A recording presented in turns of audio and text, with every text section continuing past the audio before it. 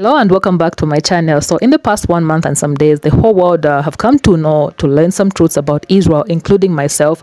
When this war started on the 7th, I don't even know if I should be calling this a war. When it started, I was on the side of Israel. That's the truth. I'm confessing on that.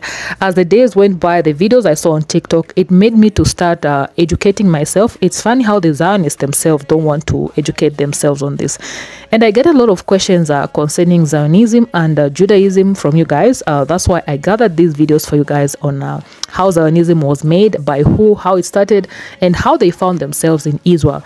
Please don't even get me started on educating myself more on this, talking to the Zionists, because I have. Okay, so like I was saying, the first clip I'm going to play is talking about Zionism starting as a project of evangelical Christianity.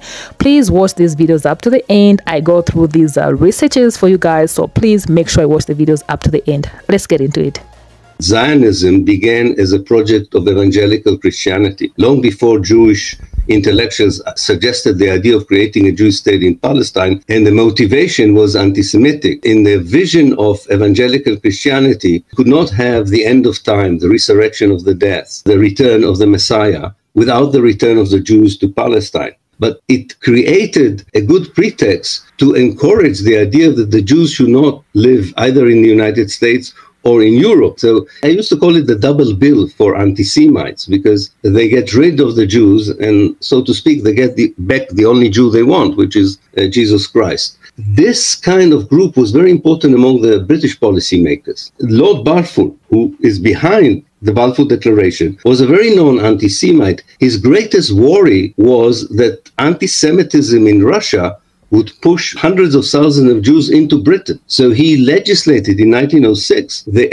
Aliens Act in the British Parliament that was specifically meant to disallow refugees from Russia to come to Britain. Not surprisingly, when he began his connection with the Zionist movement, he saw even a better solution than trying by force to prevent Jews from Eastern Europe to come to Britain. It was better to reorientate them to Palestine. On top of it, he was told by British imperialist strategists that a Jewish Palestine would justify the integration or the incorporation of Palestine within the British Empire. The moment Zionism insisted that the only place for a safe Jewish haven is Palestine, it became a colonialist, I would say settler colonialist movement that clashed with the indigenous native people of Palestine. And like most settler colonial movements, as happened in the United States, it shows elimination of the native as the best way of fulfilling its dream for a safe modern Jewish state. Elimination of native, as in the case of Palestine, can be also translated to ethnic cleansing, that is, transfer of people, or enclaving them, or sieging them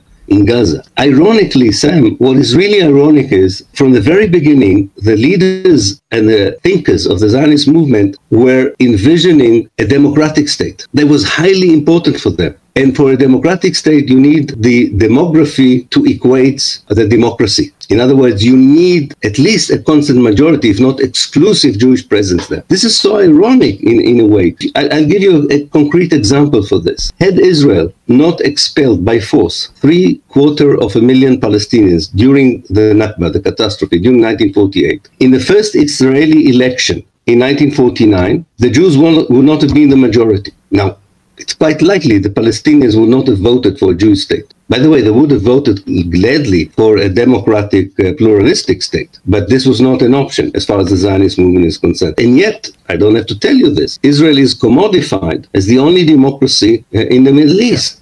Zionism is a political philosophy which has brought about the state of Israel, the so-called state of Israel. This political philosophy has nothing to do with religion.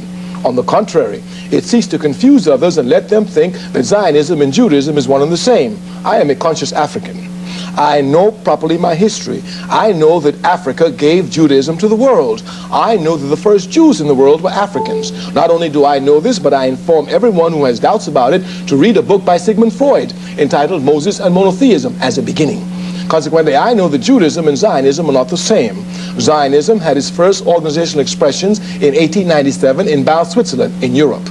Here was a man by the name of Theodor Herzl, H-E-R-Z-L. He was the founder of Zionism. He said that he was going to find the state that God promised the Jews. Listen to this very carefully. This man, Herzl, was an atheist. He believed that there was no God. He said God did not exist. Now, how is it that a man who believes that God does not exist is going to find a state that God promised to his chosen people? I'm telling you, this man is Satan in disguise. Zionism is a satanic movement. It is devil. It is imperialism. It has gone and taken the lands of the Palestinian people, and through terrorism has driven them out, and through terrorism it maintains its power. And the United States of America, with over 6 million homeless, sends to Israel billions and billions and billions of dollars everywhere from Palestinian people, while homeless people are here and unemployed are here. Zionism is going to raise this war and make the people in America become clear to what it is and become anti-Zionist and stop the aid to Israel and use the money to take care of the homeless in this country. Policy, the elimination of almost 6 million Jews by the Nazis, gave enormous impetus to Zionism and strengthened the argument that Europe was not a place that Jews could live in safely. The early Zionists were basically like, we can't live like this anymore. Like, we can't live with this just like waiting for the next pogrom to happen. So we're not doing this anymore, and what we need is a Jewish homeland. And that was kind of their conclusion. And you can totally see where that's a totally reasonable conclusion in the face of that type of violence. Now, there were lots of other Jews who disagreed with them. There were lots of Jews, in fact, at the time, the only opponents of Zionism were Jews, because they were the only ones who knew about this plan anyway. It was only a small group of people. But they were kind of like, well, no, you're giving in to the same anti-Semitic narrative that we're trying to fight. Like, because they'd be saying things like, look, we are different and we need to remove ourselves from society. And they're like, no, that's what they're saying. We disagree with that. We just want to be, you know, members of the society we live in, and we just want our, like, equal rights. But anyway, the Zionists took off. One of the things that's really interesting, if you read the early Zionist writings, they did not talk much about Arabs. This is something Darrell Cooper did a really good job of covering in his series, by the way. But they were not talking about Arabs. They very rarely mentioned them. It was like they kind of picked Israel because that was the place in their holy book. You know what I mean? And that was like the history of, oh, this is where we started in Israel. Like, those are our holy sites. But none of the early Zionists had been to Israel. Or Palestine at the time. They had never been to this area. They were just like, this is the one in our holy book, so like, let's do it there. And they don't talk much about Arabs. When they do, they speak of them in pretty friendly terms. They liked the Ottoman Empire. The Ottoman Empire was a lot cooler to the Jews than the Russian Empire, where most of these Jews lived. And they liked them. The Ottoman Empire tended to let Jews practice their religion and work and stuff like that. And so their enemy was Europeans.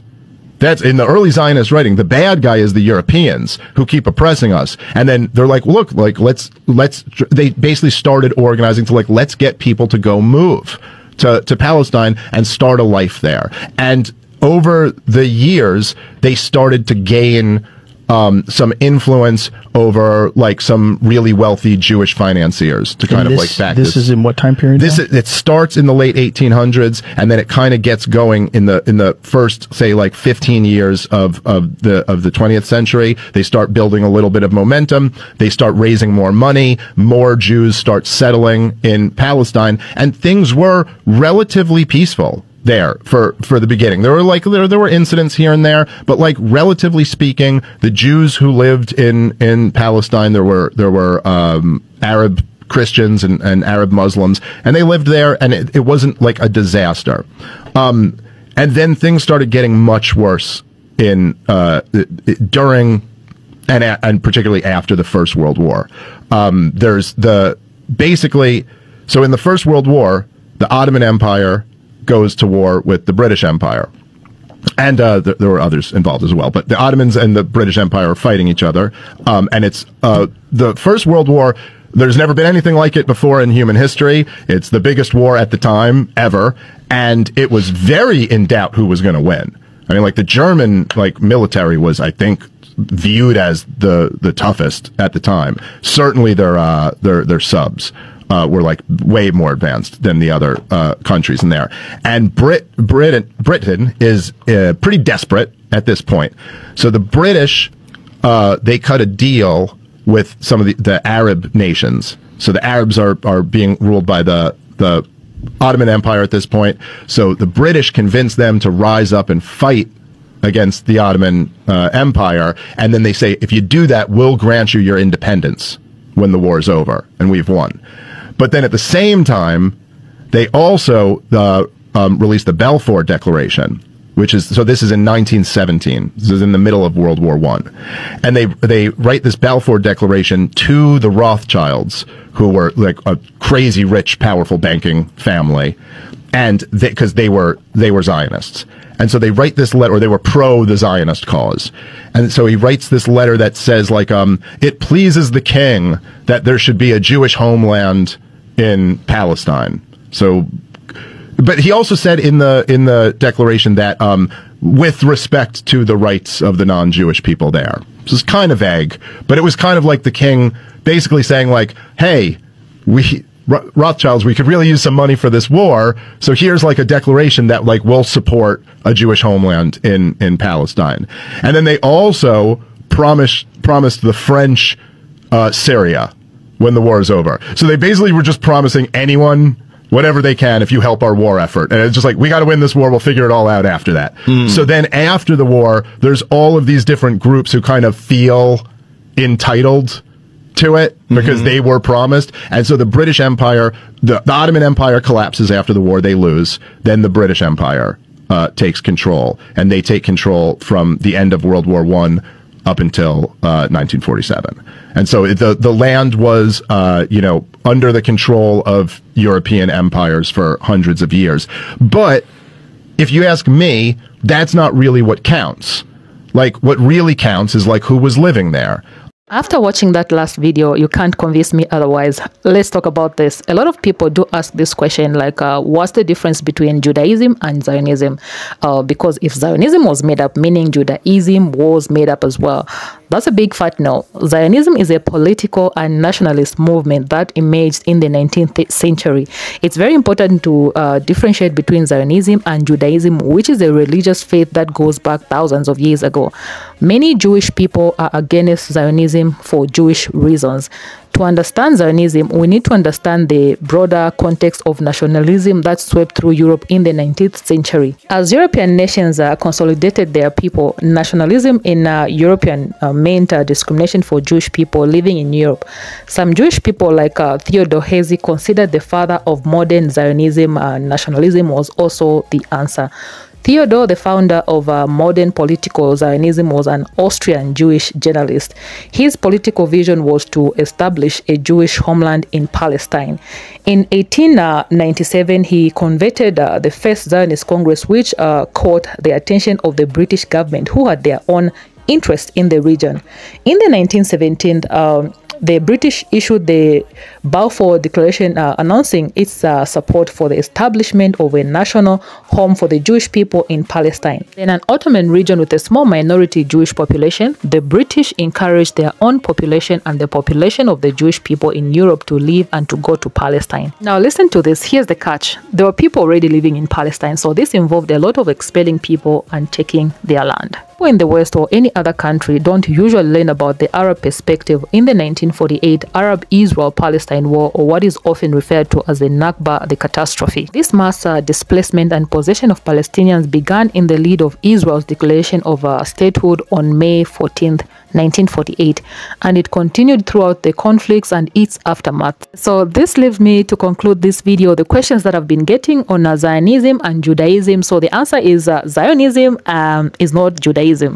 Critiquing policies associated with the state of Israel is not anti-Semitic. Democracy thrives when people are able to think critically. The world knows the truth. And so we've come to the end of this video. Please feel free to leave your own thoughts in the comment section below. Like, share, and when you do all those nice things like liking, sharing, and commenting, this video gets to be shown to more people. And for everyone who wants to show a token of appreciation, on the right hand side of the comment, there's a part where you can purchase a super thanks, and depending on your purchase, that money will be sent directly to me.